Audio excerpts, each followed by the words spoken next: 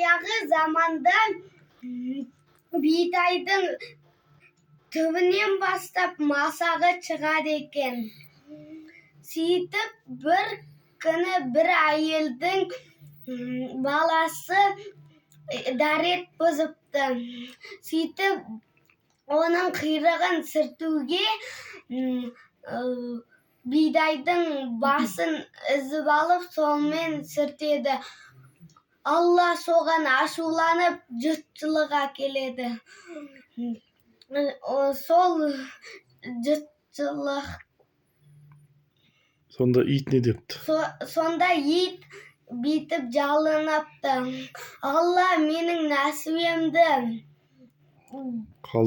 қалдыра көр деп жалыныпты. Ал Алла болса соған сабағының кішкентай жеріне масағын қалдырыпты.